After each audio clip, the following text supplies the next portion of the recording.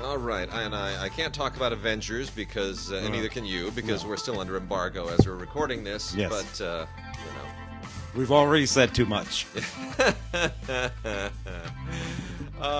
Anyway, we're still gonna rope Mark into doing a little something before he leaves here. He's here with his girlfriend, so this time is of the essence. I also want to point out that Tim has Barbarella playing on the screen behind us, volume down. I have about, I think I have 6 televisions of various different sizes scattered about my house. All of them are on right now. And they're all on something different. Movie channels. I mean, look at that. There he is, carrying her away. Oh, my God. It's so wonderful. Raja Vadim. Yeah. She was married to at the time. Yeah. My goodness. Yeah. Well, anyway. No Netflix news this week. No. Enough.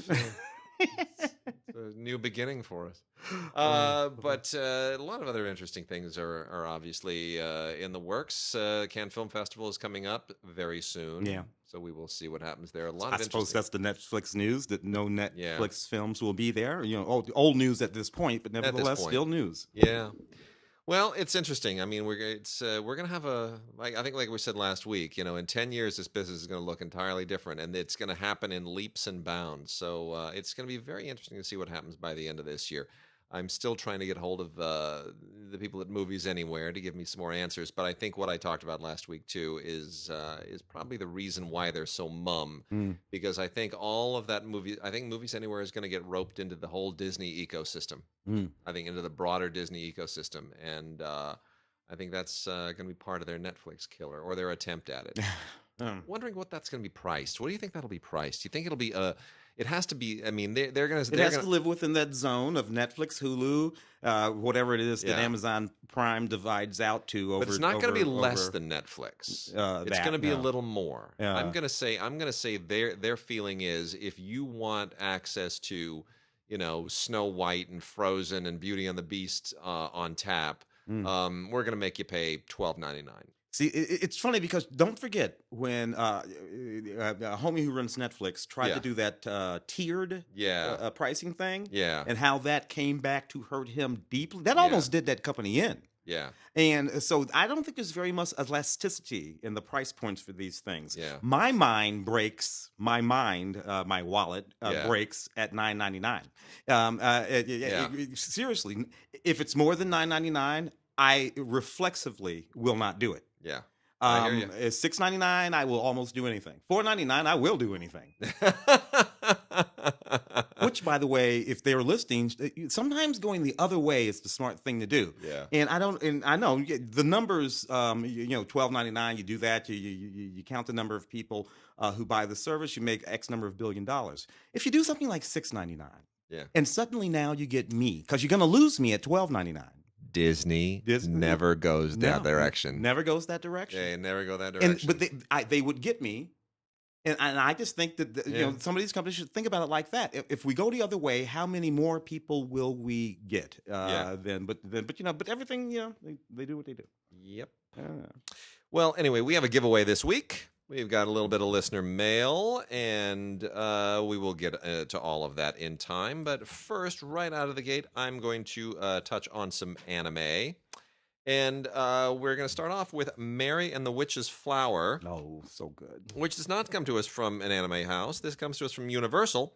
With Movies Anywhere, as we were just talking about, that you can add this to your Movies Anywhere digital locker. And Mary and the Witch's Flower is one of the increasingly more commercial anime releases that are coming out every year from G-Kids. G-Kids is the company that's kind of become the go-to animation distributor. That's what they do. They're a distributor theatrically of international animation, and most of it typically is anime every year. But when we get that G-Kids packet for our award season, it's it always has a lot of really interesting stuff in it. Sometimes French and Irish and everything else. So that's always really interesting. Still, but they release through Universal, and the films that they keep picking up, the animated, the Japanese anime films, are consistently now really interesting. They're not like the other anime stuff I'm going to mention, which typically comes to us from Funimation and Section 23 and Right Stuff. They tend to have a very Western flavor, and their Western subject matter, and they really they do well. It's really smart. It's a very smartly run company. So Mary and the Witch's Flower, they went and did new voice tracks for this. They went and dubbed it over with this is from director Hiromasa Yonebayashi, who's done many terrific films. Like when Marnie was there, and he worked on Spirited Away as well. Yeah. And they went and got some really good voice talent for this. Kate Winslet and Jim Broadbent perfectly give it that perfect European flavor. It's really tremendous. This is basically a European story about a young girl who lives with her great aunt, and it turns out that her great aunt might actually be more than she appears to be. Mm-hmm. And we get into Harry Potter territory pretty Well, soon. that opening sequence, it's beautiful. it's right? absolutely beautiful, breathtaking. Little girl being chased by these sort of wibbly wobbly, scary things, and this scary old woman, and she has this flaming red hair, and she's running, and running is also fluid and fast. Yeah. It's just wonderful, and she leaps. Yeah. Off that, and man, I'm sitting at the edge of my chair, and I'm like, oh my god, Yeah. and I'm completely all animation. But you know what's interesting about it? It is not remotely Pixar-ish in any way. Mm-mm. Yet it captivated me and had me in a knot for most of this movie. And it's my thing about animation. Animation should look like a cartoon, man. Yeah. And in many respects, I actually like this better than Harry Potter. Yeah. It's wonderful, and a lot of great bonus features on here. There's a press conference and a little special from NTV on the making of the film, which is really rewarding. And they have a conversation with the Yonebayashi as well, which is great. So Mary and the Witch's Flower, highly recommended. Blu-ray, DVD, and Movies Anywhere. That comes to us from Studio Ponoc. And then other anime here. Now we're getting into a little more traditional stuff. From the Sentai, and let me sort this out. Hold on a second here. We got two from Sentai. The first one is Atom: The Beginning, the complete collection. This is good, but it's very specialized. It's very let's say if you're an anime historian, this will mean probably a great more to you. Because it ties into the history of Astro Boy, and if you're not really like an Astro Boy aficionado, you won't really quite know what to make of a lot of this. A lot of the inside stuff, the inside baseball stuff, will really kind of miss you. But otherwise, if you are into Astro Boy, this is fascinating stuff, and it really is. It makes itself part of the universe in a really intriguing way. So I don't want to give anything away because I know there are Astro Boy fans out there, but this is really very cool. And then here's something totally off the wall. Complete collection, season 1 of Classicaloid. Now, classical, that's classical with OID at the end, like droid, Classicaloid. Musical Classicaloid. This is just totally off the wall stuff. This gets into that. This is part of that high school oriented subgenre of anime again. Everything where it's all the politics of what goes on in schools. Very often it centers around athletics and clubs and cliques and all that kind of stuff. This is a musical themed thing, hence the Classicaloid, and it's very odd. These two strange figures here who call themselves Classicaloids they have powers, and the power is related to their music, and it can do all kinds of really weird cosmic stuff. And you got these kids who are learning classical music, and now they're finding out the classical music may tie into some kind of magical power stuff. It's very weird. And it's like Beethoven and Chopin and everything. It's all part of this in a very weird way. Sometimes I wonder if there are drugs on the Japanese islands that the rest of the world doesn't have. Anyway, it's very off the wall, but it's very aggressive and interesting and cool all at the same time. Digimon Adventure Try is out with a new installment. This is called Loss. Continues to be more of the same, pretty much. This is from the people at Shout. Used to come to us from Cinedigm. It's now over with Shout, but this is, it's another really cool Digimon movie. If you like that whole robotic world, it's similar in many respects to all the other giant robot and cyberpunk stuff that happens. So, Digimon Adventure Try. The new installment is Loss. And then lastly, this is great. This is more Mobile Suit Gundam, more of the Gundam universe. This is from Sunrise, which is released by Right Stuff, and you can always get their stuff from Right Stuff over at rightstuffanime.com. That's stuff with one F. So Right Stuff, STUF, anime.com is where you can always get the stuff from Right Stuff. The Right Stuff from Right Stuff. Yeah. This is Mobile Suit Gundam Age. I know if you're following Gundam, you're like there are 27 different Gundam storylines and threads, and I can't keep track of all of it, and the universe is just too huge. It's like it's okay, just settle down, pick one. It all kind of falls into place. It's all worthwhile. Gundam is maybe the most elaborate, self-contained universe anywhere in animation or live action. It's pretty great. And it all makes a lot more sense than anything Power Rangery, because none of those things ever make any sense. But anyway, this is all taking place in the year AG, which stands for Advanced Generation 101. And there's a space colony that gets attacked by something mysterious. And of course, now we get into the Gundamization of it. It's very well told. It's it's not as well animated as some other Gundam, but it's certainly really really well written and conceived. So a lot of interesting stuff there. That is our anime for the week. Good. You want to knock off a few? What do we got over here? Well, we have a ton of foreign. I've separated it into East-West because a lot of it is Asian. Well, you got to. A lot of it is Asian this week, so I want to give that kind of its own profile. Let's talk about some of the. Let's go to foreign. Okay, do some foreign stuff. Knock off a couple of those if you would. Yeah. So we've got from Eclipse. The Eclipse line of the Criterion Collection. This is great. Ingrid Bergman's Swedish Years. So many great talents in Hollywood came from other countries. And Hollywood has always been a really, even though it's the American film industry, it's always been a great aggregator of talent from overseas. And people are not often exposed to what a lot of that talent did before they came here. Like, you ever seen anything that Michael Curtiz did before he came to Hollywood? No, you just know Casablanca.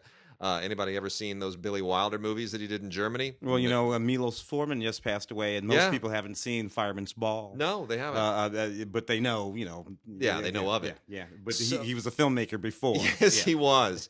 And so Ingrid Bergman is certainly one of the big ones. Ingrid Bergman was in a huge star before she came to the United States. Ingrid Bergman's Swedish Years are now summed up in 6 films that they put together in this really great box set. And those films are The Count of the Old Town, Walpurgis Night, Intermezzo, which of course has a Hollywood version as well, Dollar, A Woman's Face, and June Night. All of them really, really interesting films. Intermezzo, of course, is the most interesting because they would remake. She would play the same part in the American remake, kind of like Depardieu did in My Father the Hero, except that film isn't worth remaking.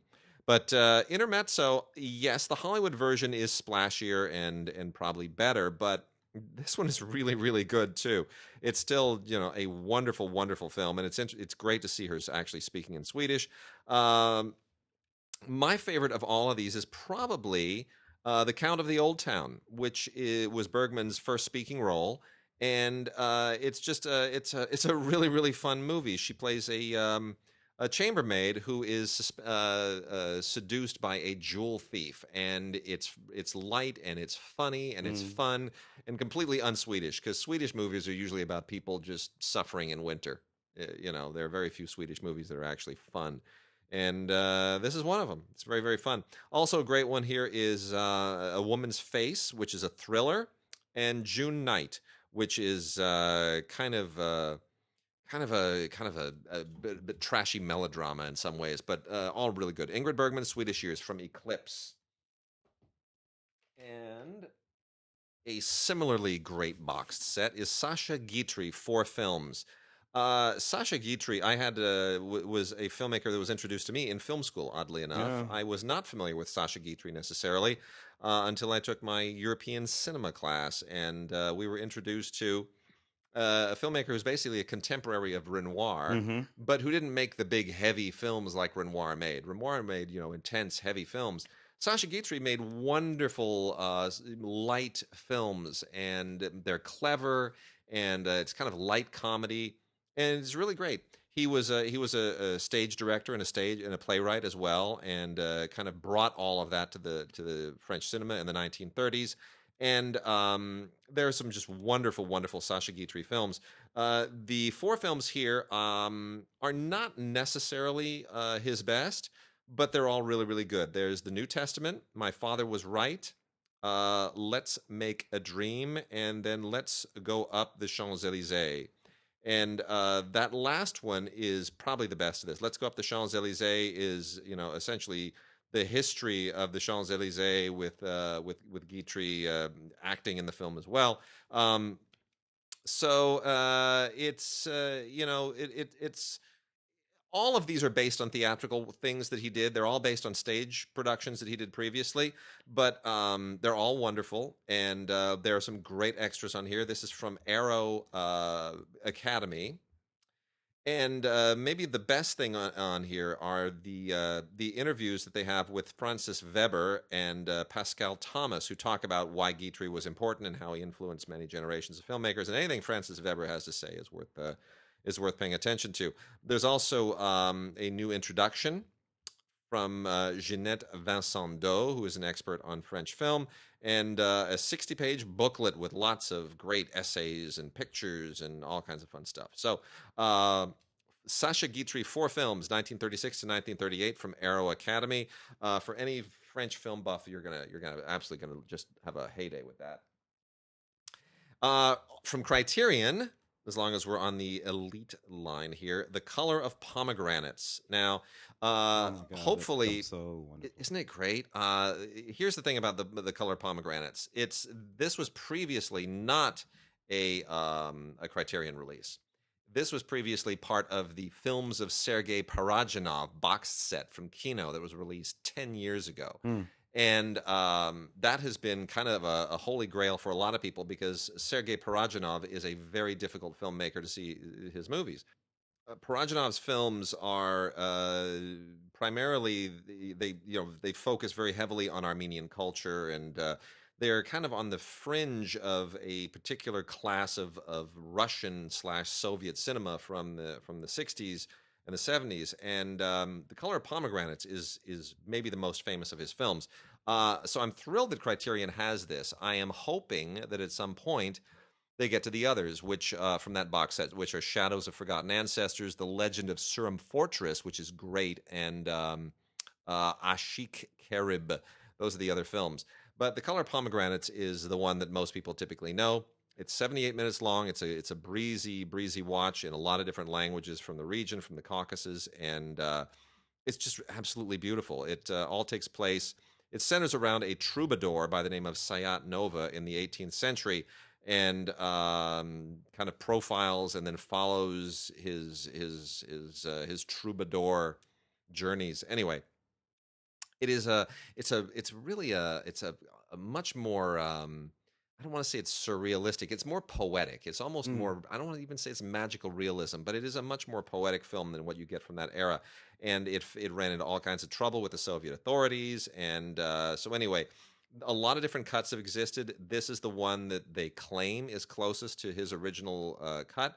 I'm going to trust the people at Criterion because I trust them with anything. This is part of a new 4K restoration, and it's really terrific. Lots of great extras on here. People discussing his work and video essays, and there's even a documentaries from 1977 and 2003 on Sayat Nova and Parajanov. It's great. It's a great film. This is one of the most important Criterion releases of the year, so highly recommended. Wow. And then lastly, we got on my little bit here from Indiepix, we have the Indiepix Festival Favorites, volumes 4 and 5. Indiepix tends to take some of these films that have maybe not be so much on the radar in their library, and they put them together into festival favorite packages, 3 apiece. And volume 4 is Soldate, Jeannette, which is really, really good, along with So Bright Is the View, which is a Romanian film. And they put that along with Blast, which is probably the most powerful of the films in this lot. Blast is a Greek, German, Dutch co-production from 2014. And then volume 5 adds these 3 films: Entre, which was a big deal at a lot of festivals. That Girl in Yellow Boots by Anurag Kashyap, which was at the Toronto Film Festival a couple of years ago, and then Jermal, which was also a big festival hit from Indonesia. So those 6 films would not be on your radar if not for the Indiepix Festival Favorites thing, and I'm going to recommend all 6 of these. We've got a lot to talk about this week, so I don't have time to get into each of these individually. But Entre was a big deal. The Girl in Yellow Boots was a big deal. Jermal was kind of off the radar a little bit. It's worth discovering. Indonesian cinema is really, really interesting. And of the other one, you know what? I had not seen So Bright Is the View, the Romanian film, but I'm up and down on Romanian films, and this one is this one I'm a little bit I'm up on. I thought it was really, really interesting. It's not as kind of dull and static. The death of Mr. Lazarescu. So hate that movie. Crispy Puyo, I think it was. I so hate that movie. I don't know. Whatever. I kind of dig that. In Between is a Palestinian film that I really, really, really like. It's about these Palestinian women. Present day, set present day, and the thing about Palestine is that it is a country that has more young people than anything. These young people want to live modern Western lives, but there are these zealots all around them that don't want them, particularly the older men. And it's about how these women try to deal with this thing. If you look at the cover of the box, it's right there. You have a woman with a hijab on, and then you have another woman standing there in a leather jacket smoking a joint, smoking something. And you have another woman standing there, and it's about taboo breaking. It's about the pressures of society, and it really, really is good. There was a wonderful movie called Head On that I think. Oh yes, that's the German Turkish Fatih Akin. Film. I love that movie. That German Turkish thing. It was, and it lives in that vein because things happen. So it's a great one there. The Treasure. This movie is really quite interesting. Speaking of films, you remember what was that wonderful movie, A Simple Plan? Yeah. The Treasure kind of reminds me of A Simple Plan. Just say that director's name for me, if you would. Here we go. We were just talking about Romanian. Although this is set in Corsica. This is let's see, by Corneliu Porumboiu. Exactly. Corneliu Porumboiu. And the film that you know him from. You know him from Police Adjective. That's the film you know him from. Yeah, that bored me. 1208 to Bucharest. Yes, see, 1208 to east of Bucharest, I liked. Police Adjective, honestly, when he starts reading the dictionary, I wanted to just strangle people. Anyway, that's interesting. Okay, I'm mixed on him. So he would be one of the ones that we were talking about. This won the uncertain regard section at Cannes, apparently. All right, okay. Which is interesting. And anyway, it's a neat little movie. It kind of reminds me of A Simple Plan. This guy is strapped for money, and he's told that on his family farm there is some treasure buried from a previous heist years ago, and they go out there. It gets a little bit comical, and you're digging up and they're looking around for everything. But it's kind of a neat movie. I rather like it. And then we have one of the first Merchant Ivory films. I think maybe Shakespeare Wallah. Shakespeare Wallah. So good. From Cohen, of course. Yeah. All new 2K restoration. Absolutely beautiful film that more or less established the sort of ivory merchant ivory dynamic for the next he just almost he just won an Oscar. Won an Oscar. So until now, and it's just a perfectly beautiful movie. It's about a troupe of English actors roaming about India, performing Shakespeare. But what we're really looking at is India. Yeah. at a very, very particular time. Films from 1965, and India was just beginning to make that sort of transition out of the very, very, very old world and into the modern world. Yeah. And you had pop culture there and young people listening to rock. It's a very powerful movie, and it is the beginning of the sort of part of the beginning of the sort of merchant ivory thing. All sorts of wonderful things on here. A conversation with the filmmakers Ishmael Mirshan and James Ivory. It was written by their screener Ruth Prawa-Javala. So wonderful, wonderful movie. I'm just kind of preoccupied with the horned woman And who's giving Barbarella what for right now. This movie, man. Always something like that. A Violent Life. Now, this film it's set mostly during the war, and of course, and it's about this young man who flees all of that, right? Flees the war, goes to Paris. One of his comrades from the war gets killed. He has to go back. Yeah. He knows that if he goes back, he's probably going to get killed too. Right. But it's one of his comrades, so he Yeah. has to go back. So it's about all that radical stuff, and it's a really dark movie. This movie, and a lot of it has to do with these families, because a lot of what was going on in that war had to do with families, and you had situations where Yes. families where people had actually intermarried into families, and they still killed each other. That's how So awful. That's how awful that became, and a lot of this sort of feels like that. It feels like a Gomorrah. Remember that movie Gomorrah? Oh yeah. That's what it feels like. Yeah. Let me see here. Well, I got one. As long as we're talking about things that have certain political ramifications, The Teacher, which is from Film Movement and directed by Jan Harabik, who did Divided We Fall, which got an Oscar nomination. This is a Czech film set in 1983, full-on Cold War, communist conflict, oppression in what was then Czechoslovakia, and this is about a middle school teacher who runs afoul of some of the parents there, and she also happens to be a very high-ranking Communist Party official. And this is about how the families of these kids cope with the fact that they're kind of between a rock and a hard place, and that the political establishment has now intruded on their kids' middle school education. Comes with a bonus short film called Sacrilege from Switzerland and France, and which also has which it ties in some similar ways, although it's more about it's about the current conflict in Europe. If you look at the Cold War as the last one, the current one now is the migration and the issue of Muslim immigrants in Europe and how are they integrated. That's what Sacrilege ties into. So The Teacher by Jan Hrebik and Peter Yarkovsky. I'm sure I'm omitting some of the consonants in their names. I apologize. I am not skilled in the language.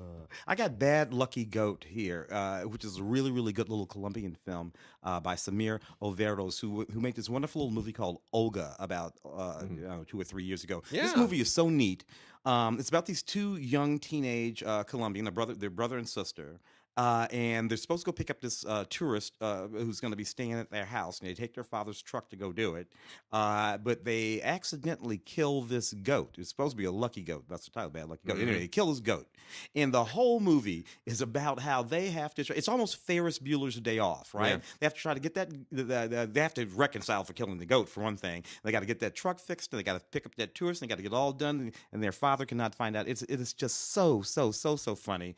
Absolutely wild, and you don't see a lot of films like this coming out of that. So, and there's also a little bonus short film on it called Miss Whirl, which was also directed by the same guy. So Rene Goscinny, who created the Asterix comic books and the character of Asterix, also did a book series called Little Nicholas, and that is the inspiration for Nicholas on Holiday from Laurent Tirard. This is a French film from 2015. And it's just a sweet, charming little movie. There's nothing. It's not groundbreaking or anything. This is from Icarus Home Video, and it's just following Nicholas and his buddies, and they're an interesting motley little crew of kids. And then there's a girl who's a part of it as well, and their wonderful little vacation by the sea. I would like to compare it to Pippi Longstocking, but that may be a negative comparison for some people. But there are some similarities. There's a little kind of a Roald Dahl thing going on there as well. Daughter of the Nile is a big deal. Daughter of the Nile is a 1987 film by Hu Xiaoxian, the Taiwanese master. And this is a crime drama from here's the thing with Hu Xiaoshen. I love Ozu, but in small doses. Hu Xiaoshen is like Ozu in big doses, and there are certain Hu Xiaoshen films that just bore me absolutely. Stillness is their thing. Oh my Stillness. gosh! The Puppet Master. I'm going to tell the story again. I know I've told it before, but the Puppet Master, which won an award at Cannes in '92. I saw that with a couple of Swedish friends and a Canadian friend. Bruce Kirkland, a terrific Canadian film critic, and I'm sitting there in the theater, and I fell asleep. I don't know, half an hour in, and when I woke up, half the theater was empty. And then I fell asleep again. The movie's like 2 hours and 40 minutes long. It's ridiculous. Justin Chang is going to hear this and be very upset. I know he is. And then I fell asleep, and then I woke up again, and they were just my Swedish friends and Bruce Kirkland who were laughing at me because now there are maybe 8 people left in the theater. We constitute half the theater that's left. And I think the only reason they stuck around was to just watch me sleep because apparently I was entertaining. Anyway, it's the most boring movie ever made, and it won an award. Still, The Assassin is a cool film. That was his last thing, and this takes you back to 1987, where he was in '87, and it's definitely a more interesting film. This is from Cohen. It's a 4K restoration. It's definitely more interesting than a lot of his other stuff. It's a contemporary drama. It's semi-based on a Japanese manga, and it all takes place in the Taiwanese crime world, and that's a bit of a switch up for Hu Xiaoshen in many respects. This film was not widely seen here, so this is going to be a revelation to a lot of people. It was really long. I like Flight of the Red Balloon. That's just a perfectly lovely little movie. See, that's more my speed. Yeah, that's more my speed. But in any case, this is worth seeing, especially if you're a fan of his. And there's an audio commentary on here by Richard Sushensky, and a new interview with Tony Raines, who's just great. I've met Tony Raines, I think, once, but he's part of the club of Asian film experts, and he's terrific. Poor Barbarella's getting all of her stuff's all getting ripped up. The costumes on this thing. What was the? I can't even get into it. It's pre-Victoria's Secrets. And then a director named Jan England, film called 154, as in the time, like 1:54, the numerals. This is from Breaking Glass, and this is a French language LGBT film that is very, very unlike what typically you get in the genre out of Europe. Deals with a 16-year-old runner who's got all kinds of issues in his life with his family and his sexuality and everything else. And running is sort of the only thing that he has, particularly the 800 meters, which is that's his race, right?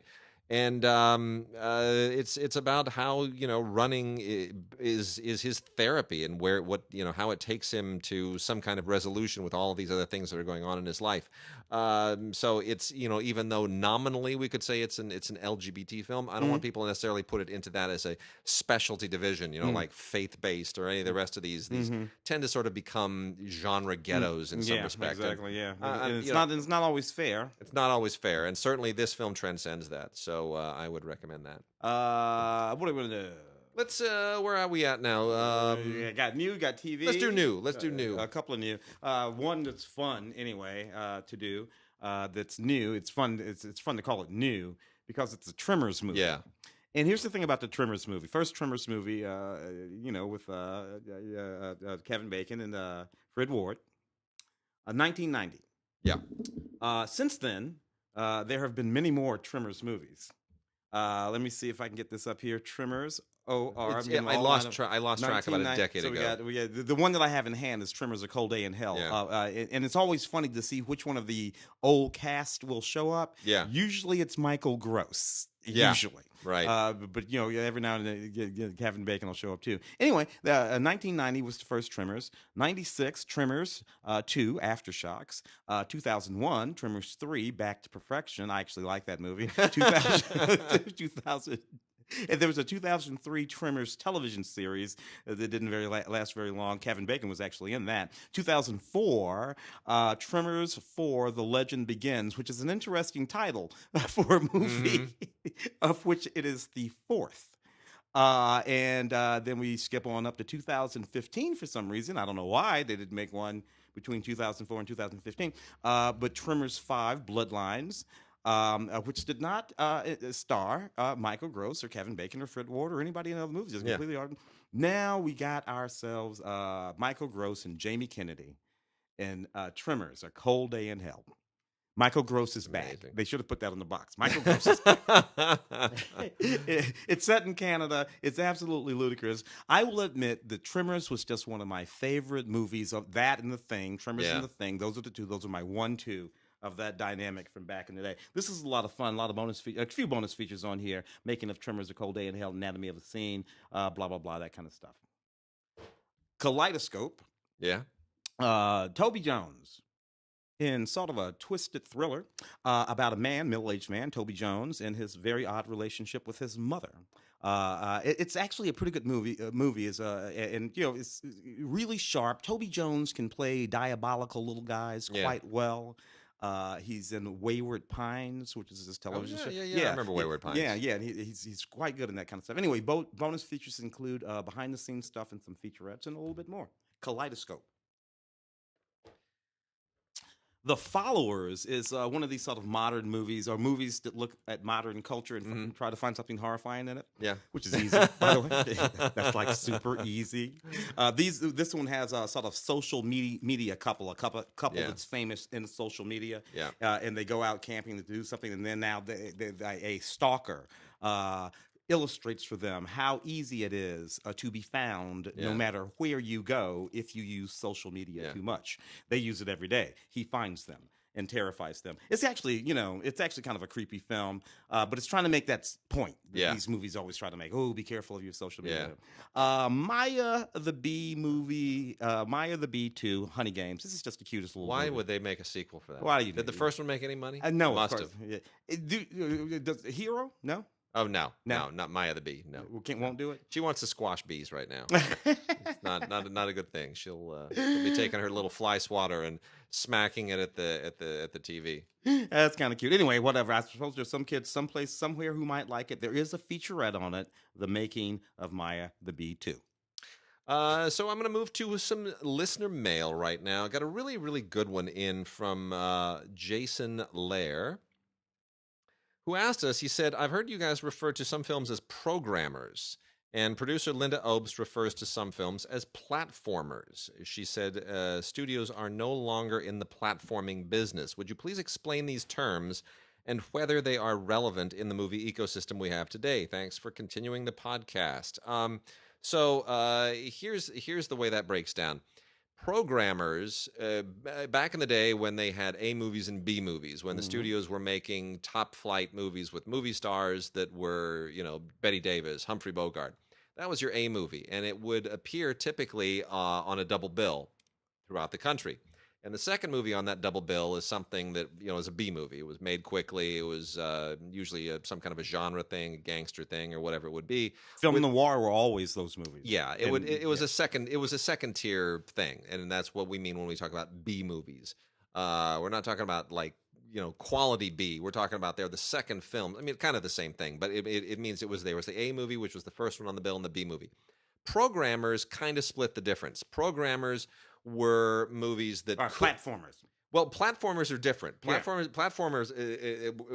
Programmers were the movies back in the day, which would be either the B film in large markets, or if you were playing the South or the Midwest, or even like the Far West at that point, if you were like, let's say Idaho, well, then you're not necessarily getting an A film. You're going to get a programmer and a B film. So a programmer could kind of split the difference. It was right in between A and B, and they were usually films that were respectably well made but very predictable. So when we talk about a programmer today, we're saying, all right, it's decent, it's well made, but it's utterly predictable, and we've seen it a million times before. And that's kind of what the term has come to mean. So the genre and the scale of the film is what you're talking about when you talk about programmers. Yes, and they are wide release movies. Platformers are not typically initially wide release movies. Platforming is the practice of, we're going to put a movie out on one screen in LA and one screen in New York, for example, and we're going to platform it. We're going to let those markets be the platform that gets the word out, that spreads the word of mouth, that generates the publicity, gets some awards. Usually happens at the end of the year in December, and then once they get some nominations and some awards and critics groups and this and the other thing, and people are aware of them and they're on the radar, then around about late January or early February or maybe the week of Oscar nominations, boom, you blow it out to 800 theaters, 1,000 theaters, whatever it is. Oh, and whatever the sort of accolades earn it. It used to be that they would do platforming for all kinds of movies back in the day. If you're going to 60s, 70s, 80s, right, through the 90s, frankly. Yeah. Frankly, independent filmmakers would platform their movies. Yeah, they would. Yeah. Four-walling is a way of platforming yourself. Mario Van Poop, Mario. Peebles. Yeah. Badass. Yeah. He platformed. That was he made the movie, put it in, and rolled it out. It got bigger and bigger. The next thing you knew, it got picked up. And so that's a practice the studios don't really do anymore. They want to release their movies into 4,000 theaters and then pull them back 3 months later and put it onto DVD and Blu-ray and step on to the next one. They're nursing a movie tenderly over the lifespan of 6 or 7 months is not what they do anymore. Well, I mean, the ecosystem is completely different, of course, because if you go back far enough, there wasn't even VHS. True. The very next step for the film was second run houses. Yeah. And then eventually cut up for television. Yeah. Cut up and panned and scanned. Yeah. And then it went back in the vault. True. Unless for some particular, movie, TV movie nights and stuff like that. But now there are too many more pit stops along the way to let some film, hang around in theaters for a year and a half. Let's talk just for a minute about some classic films here for a second. We got a giveaway, and I'm going to do the giveaway right up at the top because the giveaway is the 4K Ultra HD edition, the 40th anniversary 4K Ultra HD of Grease. That's right. Oh, really? Yeah, baby. Oh my God! Now, what Paramount is giving away? Paramount's being so good to us. Paramount's going to give away a grand prize pack, which includes a T-Bird. Oh, wow. Some nail polish, and the 4K. It's just going to be a lot of fun. So, do what you want with the T-Bird and the nail polish. I don't care. I don't know if those two things even go together. Anyway, it's a nice big old pack. You'll have a great fun. The T-Bird will be the big deal. 40th anniversary 4K edition of Grease with John Travolta and a much older Olivia Newton-John. And it's terrific. It's got the Blu-ray of the film, the 4K, deleted, extended, and alternate scenes, mementos, all kinds of featurette looks back. It's just great. I have seen this you ever seen this with the sing-along version? No. Where they have the words and the bouncing ball and No. everybody sits in the Paramount Theater together because that's the only place I ever saw it, and you just sing along. Grease is the word. It's a lot of fun. God. They're both really so beautiful. It's so much fun. Although and that clef in her chin is fake, his is real. Well, anyway, I just love this. Look at me, Sandra D. This is just such a fun film, and here's the thing, with Colcoa going on right now. Every year at Colcoa, there's always a thing like a shindig at Randall Kleiser's house. Yeah, because he's a big booster of Colcoa. I have never been. Oh, really? In like 10 years, I've been involved in this festival, and I've never been to Randall Kleiser's house. I'm going to have to remedy that one of these days. Anyway, so go ahead and send us an email to gods@digigods.com or gods@cinegods.com, either one, and put Grease in the subject line, your name and your address in the body of the email. And as long as this gets to us by Friday, May 4th, we will pick a winner and get back to you the following week and let you know when to expect your fantastic 4K Ultra HD Grand Prize Pack of Grease, 40th Anniversary Edition from Paramount. Can't say enough about that movie. It's just loads and heaps and gigantic piles of fun. Yeah. Liquid Sky came out in a collector's tin a little while ago, which immediately sold out from Vinegar Syndrome, and then was selling for obnoxious amounts online. And I think those people may feel like mud now because they have now done a just regular edition that is not the collector's tin, which has pretty much all the same extras: director's introduction and isolated soundtrack, outtakes, alternate opening, rehearsal footage, all this fantastic stuff. Interview with Slava Sukerman, the producer and director. It's all, you know. There's a commentary track by Sukerman. It's all really terrific. This has been restored from the original 35 millimeter negative. Liquid Sky is a legendary film. It is a legendary cult film that was a huge, huge thing. I was in high school when this thing came out in 1982. It's a big deal. Yeah. And it kind of captures not only the indie scene of the 80s, that transition into the whole kind of indie filmmaking obscura of the 80s that's very different from the 70s, but it captures kind of an avant-gardist sensibility. Oh, absolutely. Right? Yeah. That was part of European filmmaking at the same time. Yeah. So I just think Liquid Sky is just an amazingly cool movie. It comes out of the tradition of the film that's playing behind us to a certain extent. Barbarella, only, yeah. You know, slightly darker because, you know, he was Soviet Russia. Yeah. And he went to Israel for a while. And it's very much, you know, it's very much a part of that New York the kind of club scene, new wave scene that was the whole neon sensibility there is what gave us all those street artists. Jean-Michel Basquiat. Gave us all its, you know, I was running around New York and Keith Haring. Right, all that stuff, yeah, it's very much a part of that whole scene. So fantastic 4K restoration from the negative. The hairstyles, the makeup, the neon, everything will just completely blow your mind. It's a great film. Liquid Sky from Slava Sukerman, who never really did anything else this influential. It's kind of a bummer. And then from Kino, we got a few things here. We've got a couple of animated things from the Depatie Freling collection that continues to be exploited, and then a couple of live-action things.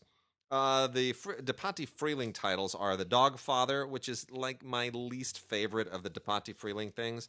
The Dogfather is just a little bit too obvious of a pun, and it's not their best animation, but it does come with a couple of really great documentaries on it.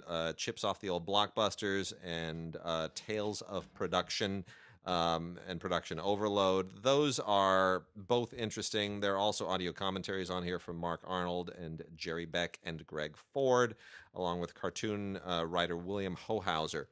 The better one for my money is Misterjaw. Misterjaw is a lot of fun. It's kind of unfortunately forgotten, but it's really quite clever. I'm just watching the S&M stuff here that's now happening in Barbarella. This film is so much more risque than I actually remember it. Maybe it's just I'm focused on it right now. Anyway, all of the same documentaries are, of course, present on here, and audio commentaries by the same group of people. But here's the thing. In the 1970s, around about the time when Jaws was a big deal, Misterjaw kind of took advantage of that in a very clever and wonderful way, and I think maybe better than, say, the Hanna-Barbera people were doing with all of theirs. It's well animated, it's smart, it's sharp, it's well written, and you know, Artie Johnson as the great white shark of the title is just incomparable, absolutely terrific. So 34 episodes of Misterjaw, highly recommended. And the other two from Kino, the live-action ones, are a couple of old, fantastic noir-era classics from the 1950s. The first is Ruby Gentry with Jennifer Jones and Charlton Heston and Carl Malden, directed by King Vidor. You cannot possibly care what this is even about. All you need to know is King Vidor directs three of the greatest actors of the generation. It's fantastic, and it's absolutely wonderful. Screenplay by Sylvia Richards, I should point out, who was one of the great female screenwriters at a time when women were increasingly not writing a whole lot of movies anymore. And this is just absolutely terrific. You know, the character that Jennifer Jones plays in here is kind of one of the great strong female roles of the period. Not typical of what Jennifer Jones did normally, but she's a real tough lady in this one. Comes from, you know, the bayou, the deep swamp area, and you know, she's pursuing Charlton Heston and not the other way around necessarily. A Woman's Devotion, directed by Paul Henreid, who also acts alongside Ralph Meeker and Janice Rule. This is a brand new HD master from a 4K scan of the original 35 millimeter negative and positive separations. Now, I want to make clear that's exactly what's going on here. The separations are what you do with color film to preserve it. So you make black and white prints that are color sensitive in different ways. It's kind of like 3-strip Technicolor. People should know meant you were shooting a movie with 3 simultaneous strips of black and white film, which were each color sensitive in different ways. And then you would marry those with dyes in the post-production process, and that created your color. So to preserve this film, which was shot in true color, they shot it in true color and then separated it, and then they took those original 35 millimeter negative and positive separations, and they restored those and did a 4K scan of it, and that's what this is taken from. So a lot of work went into this. Paul Henry, not known as a director, basically known as an actor, and does a great job here with a fascinating kind of a pseudo-noir about a couple who go to Acapulco for their honeymoon and wind up in a like kind of a crazy Hitchcockian murder scenario. It's really, really interesting. It's a thriller, it's a noir, and yet it's something more than all those things. It's really, really interesting. So I would say you got to see this. This is just a really, really smart film made by Republic at the time. Really daring, very typical of what Republic was doing to kind of push the envelope and create something new. So terrific. That one is from 1956, and Ruby Gentry is from 1952. Great movies from 1952. Good solid noir style, both of them. From the folks over at Criterion, I have Jim Jarmusch's 1995 film with Johnny Depp, Dead Man. Which is another film that I particularly like. I'm a big fan of Jim Jarmusch, generally speaking. Ghost Dog, all that.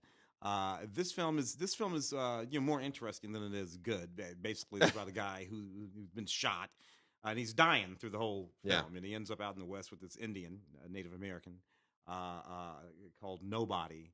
And it's all about his journey into death, really. That's really all that's going on in the movie as he sort of walks around and rides around. One of the last really interesting performances Johnny Depp gave before he started playing that pirate. Yeah. And which was only interesting once, Johnny. Only the one time. Nevertheless, this Blu-ray is approved by Jim Jarmusch's 4K digital restoration. Quite beautiful.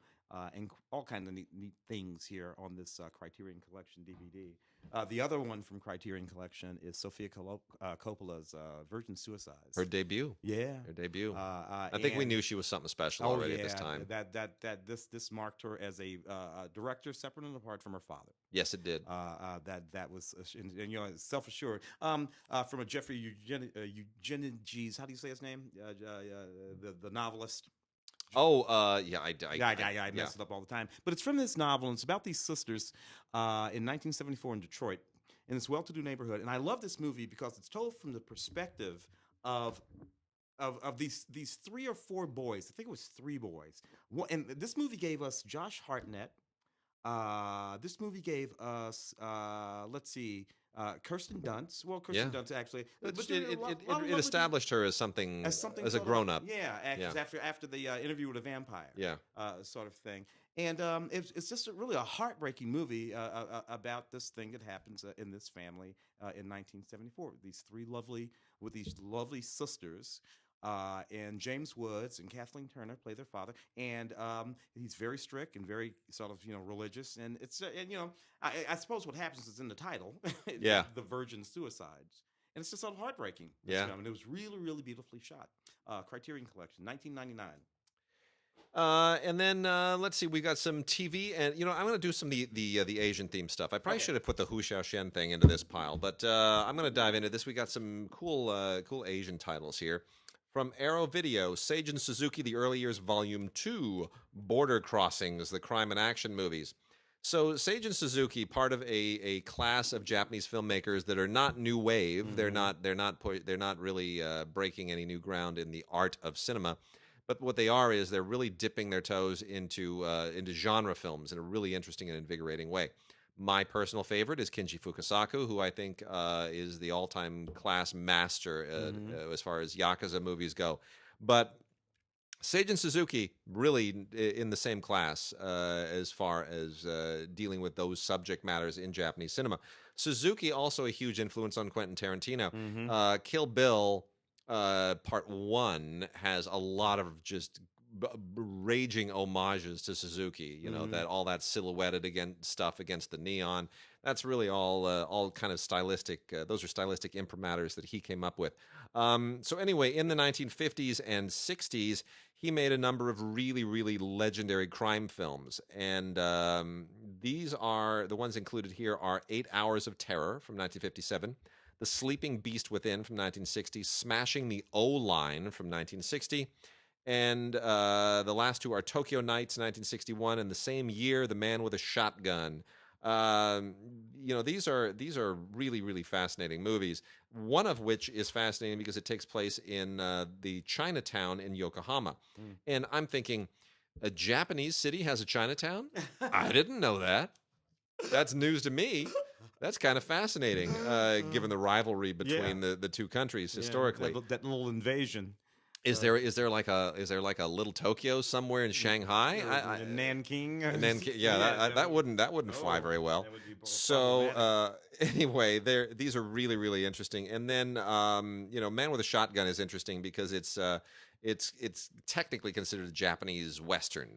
So anyway, these are all really, really interesting films, and you know, Suzuki is one of the great stylists of the history of cinema, and definitely should be should. So if you have Volume 1, you're definitely going to want this. If you don't have Volume 1, check it out anyway.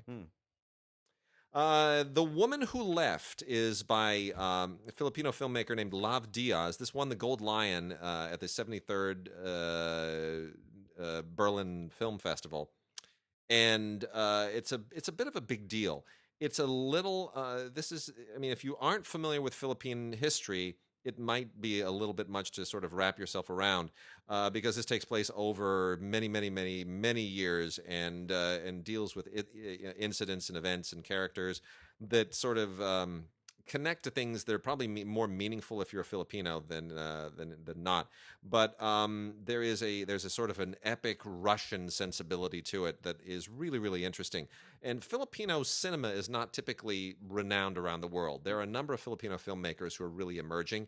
It's not really a functional industry right now. It doesn't have, you know, crews and facilities and all those things. But these filmmakers are emerging. Mostly, the Philippine industry is best known for a lot of American independent films that were made in the 1950s. You know, kind of World War II movies about things that happened in the Philippines. Yeah, and of course, some of the black exploitation cats went to the Philippines in the early 70s and made at the same time that there were a lot of Filipino vampire movies being made. I have a friend who loves Filipino vampire movies, loves them. They were all made in the 1970s and the late 60s, and they are cheesy as can be. But for some reason, he can just sit on his butt and watch Filipino vampire movies for hours on end and laugh himself into a complete and total stupor. Anyway, this is a long movie. It is 4 hours long, and it is really very all-encompassing. But it is worth the investment eventually to watch this giant kind of War and Peace-like saga. Let's see the others here. I'm going to cut through fairly quickly. Along with the Gods, The Two Worlds is from Welgo. This is one of the better new modern kind of Hong Kong styled mainland films that you know, have sort of, I think, taken the action sensibilities of action fantasy films that were part of the Hong Kong New Wave in the 90s, and most of them are just really clumsy and their budgets are too big.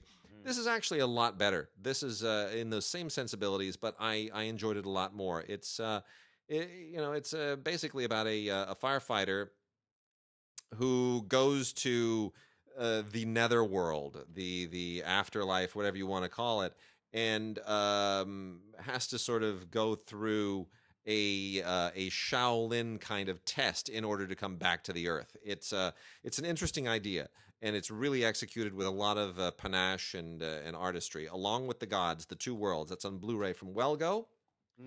And then on the other end of the spectrum is the new Choi Huk film, The Thousand Faces of Dunja, Dunjia. You know what? I love Choi Huk, who wrote and produced this. I love Yun Woo Ping, who directed it. They are both legends. I could not make hide nor hair of what this movie is about. I got to be honest with you. I thought I loved the look of it. I loved the style of it. I welcome these two great filmmakers coming back and doing it, but I honestly, this is my corner of the universe. Normally I love these movies, but this whole kind of it's a wuxia film, and it's got like dealing with supernatural secret societies and these epic struggles, and then there is like some kind of an ancient monster who's threatening humanity, and I just didn't really follow it well at all. So the mythology here threw me for a loop. Still beautiful to look at, but whatever. And then we've also got Ichi the Killer, the great Takashi Miike film. This is a really kind of a creepy, gruesome, but highly stylized film. This is out in a new 4K remaster on Blu-ray. Again, remastered in 4K, but it's a Blu-ray release, not a 4K release. This is also from Wellgo. Audio commentary with Miike and the manga artist and writer Hideo Yamamoto. Now, I just want to point something out. This has an audio commentary with Miike. Get this and listen to it, even if you're not a huge fan of the film. I love Miike, not such a huge fan of this film, but the audio commentary is fantastic. It's just really, really... Miike doesn't appear in public very much. No. He's, and when he is, he doesn't say anything. Andy and I did a commentary for Miike's Gozu, which... as I've said here before, is really just Andy and Wade sitting there going, "That's pretty weird, Andy." You're right, Wade. That's really weird. We did that for 2 hours, and it got turned into a commentary. But we also interviewed Miike the same day we did the commentary, and he's a weird dude. That's all I'm going to tell you. He's a talented man, but he's a weird dude. Is he Nick Rogue weird? No, he's like... He's like what's his name? The actor who did the Brown Bunny. Vincent Gallo. Vince Gallo. Yeah. Okay, he's like Vincent Gallo weird. If Vincent Gallo wore, you know what? Here's what it is. He's like a cross. He's like a cross between Wong Kar-wai and Vincent Gallo. That's what he is. He's like a cross between the two. It's weird. He just wears sunglasses and he never looks you in the eye. He'll look in the opposite direction from where you're sitting, and he'll mumble. It's just he's not. Well, then the filmmaking sensibilities are Wong Kar's. Yeah, for sure. Okay then. Yeah, very much so. Kinda, I guess. I don't know. And then my last two here is the very entertaining A Taxi Driver, which was much more entertaining than I ever expected it to be. This takes place in 1980. This is a Korean film, and it's not anything like Martin Scorsese's Taxi Driver. Don't let that kind of scare you away. No, this is about a Korean taxi driver who is having a really hard time, and he's hired by a foreign journalist to take him to the city of Gwangju for the day. And all in 1980 was a big momentous year in the history of South Korea, for those who don't know, because there was like a coup that year, and South Korea was not always as stable as we think it is. If you're from our generation, you know that there was a time when people looked at South Korea and North Korea, and it was kind of a flip of the coin over which one was more oppressive. South Korea got their act together. North Korea got worse. It used to be just a peninsula divided by military dictatorships that almost didn't matter. So anyway, but this is about that very momentous year, and you get a really interesting cultural perspective through the taxi driver and the journalist, and it's a really, really interesting movie, and it's a great it's really a terrific film. You should check it out. That's on Blu-ray. And then lastly is the wonderful Once Upon a Time. Once Upon a Time, we've also got a giveaway of. So send us an email to gods@digigods.com or gods@cinegods.com and put once, just ONCE, in the subject line, your name and your address in the body of the email. Make sure it gets to us by the 4th, and we will have our little drawing that weekend. Once Upon a Time is a really cool Chinese fantasy film based on the novel Three Lives, Three Worlds, 10 Miles of Peach Blossoms. That's such a perfect Chinese Yeah, title. yeah, You know, those long yeah. poetic titles. But I'm not familiar with the novel, but visually, this is absolutely mind-boggling. This is an unbelievably beautiful film, a fantastic fantasy journey. It is romantic. It is poetic. It spans the worlds of the immortals and the mortals, and it just puts digital effects and real effects to great effect. It is it's an epic romance. It's epic action. The design is through the roof. This is really a tremendous film. And I don't say that easily, because a lot of these big flamboyant epics that have been put together through giant Chinese mega studios have been so disappointing. But Once Upon a Time, based on Three Lives, Three Worlds, 10 Miles of Peach Blossoms, is pretty terrific. So I've got to imagine that a lot of the credit goes to the source material. So that is also from Wellgo, and we are giving away 2 of those to anyone who emails us at gods@digigods.com or gods@cinegods.com. Put once in the title or in the subject line and your name and address in the body of the email. All right, Tim, we got TV. Let's wrap it out. All right, a little bit of TV here. It is extremely interesting to me that our Dwayne Johnson, who has Rampage out there in theaters right about now, tearing up the place, it also has a television series on.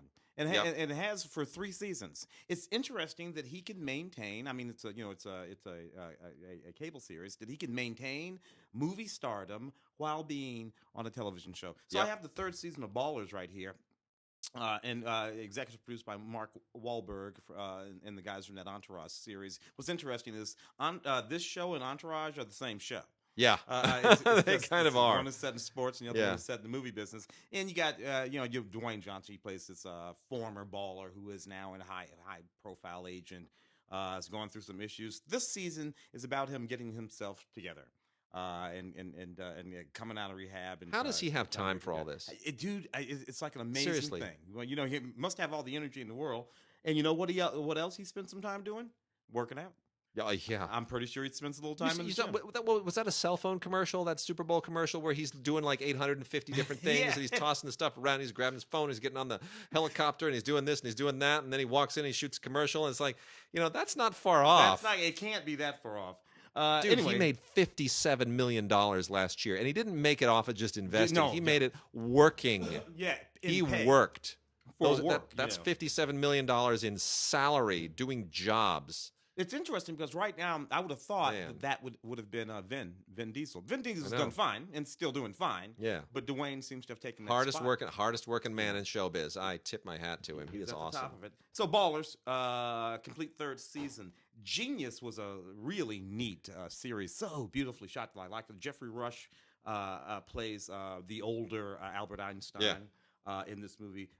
Johnny Flynn plays the younger Albert Einstein, and Emily Watson in the series. It's just a beautiful, beautiful series that not only manages to walk us through the life of Albert Einstein, but it walks us through the work of Albert Einstein.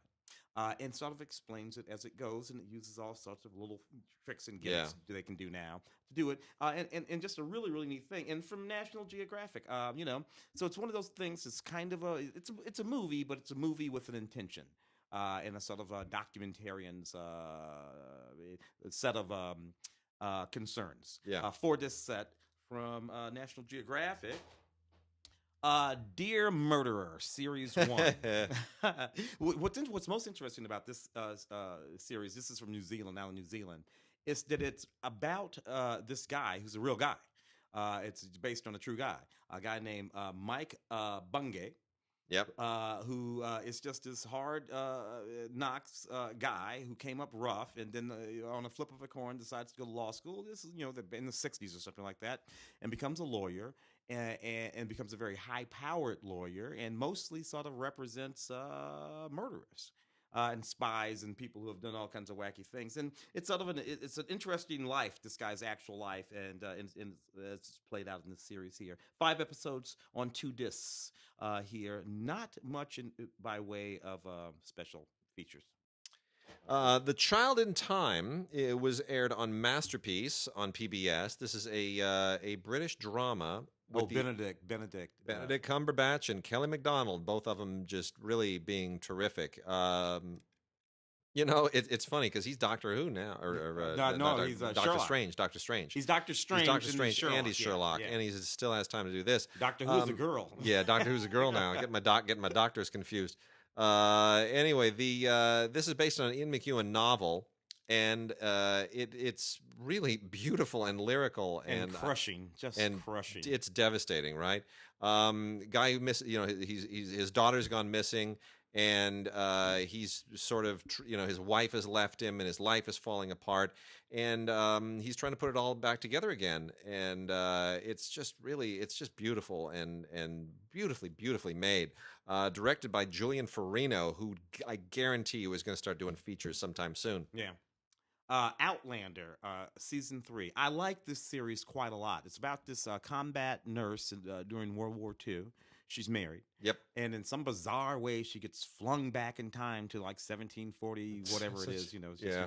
And due to a sort of set of circumstances, has to marry this sort of big Scottish sort of warrior guy, and a real romance. And what's interesting about it is that her husband, in 1945, her life in 19, it's just so much different than her, and that's the thing. She's torn between these sort of two It's a really, really neat series. Beautifully shot, wonderful costumes. I love the countryside. It's just also so good. So Outlander, quite a lot on this Blu-ray, including let's see, some deleted scenes and extended scenes and some different alternate endings. Very interesting. And lastly, we have Vice Principals, the complete series. This was an HBO original series, only lasted, one season, but it's pretty darn funny. I just don't think they promoted it very well. Danny McBride and Walton Goggins, who are both enormously funny and hugely talented, play a couple of guys who go to this high school in the South and basically try to sort of take it over. And they're ruthless Machiavellian administrators, and it's almost in the same vein as Election. Yeah. I want to say, right? Except you're at the administrator level and not the kid level. But anyway, it's very funny, and it's 18 episodes. I thought it was kind of cool. It's cathartic if you hated high school like I did. And some great supporting performances too. It's a lot of fun. This also comes with an Ultraviolet digital copy. Yes, Ultraviolet is still around because HBO is still on board with Ultraviolet, along with Paramount and Lionsgate. So the Ultraviolet coalition was divided. Half of them went over to Movies Anywhere. It may very well be entirely folded into Movies Anywhere. I think it will eventually. It's just a matter of how the conversation happens. Why HBO is still there and Warner Brothers, who is also part of the Time Warner empire, is now with Movies Anywhere, I don't quite understand that. But nonetheless, we will see where those things go in the future. That's Vice Principals, a complete series from HBO, Danny McBride and Walton Goggins. With that, Tim, we'll be back next week. Yep.